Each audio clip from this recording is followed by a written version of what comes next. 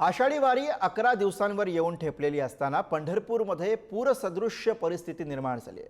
उजनी धरणामधून सोडलेलं पाणी चंद्रभागा नदीमध्ये पोहोचलंय। चंद्रभागेच्या नदीतील मंदिरांना पाण्याने वेढा घातलाय।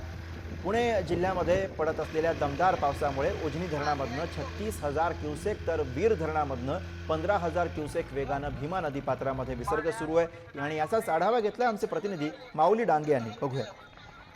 उजनी धरणामधून सोडण्यात आलेलं पाण्याचा चंद्रभागेच्या नदीपात्रात आपल्याला पोहोचलेला आपल्याला पाहायला मिळतं। पंढरपूरच्या भीमा नदीला पुराचा धोका निर्माण झालेला आहे।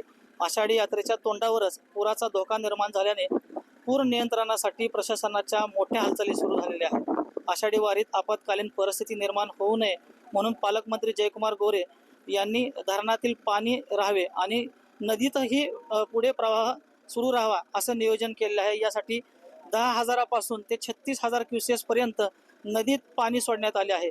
परिणामी 77% पर्यंत पोहोचलेली उजनी धरण आता 74% स्थिरावले आहे।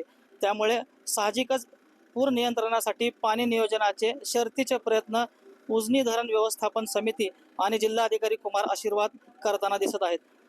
उजनी बरोबर गेल्या काही दिवसापासून निरा खोरे व भीमा खोऱ्यामध्ये मोठ्या प्रमाणात पाऊस झाल्याने वीर धरणातून 6,537 क्युसेस इतका पाणी नीरा नदीपात्रात सोडण्यात आले आहे।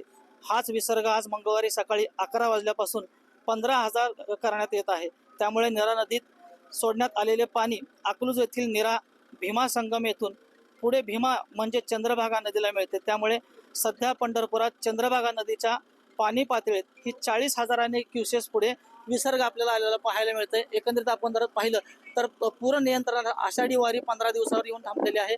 पूर नियंत्रणासाठी प्रशासनाच्या वतीने आता हालचाली सुरू झाल्या आहेत। त्यामुळे चंद्रभागा नदी ही दुतडी भरून पाहताना आपल्याला पाहायला मिळते।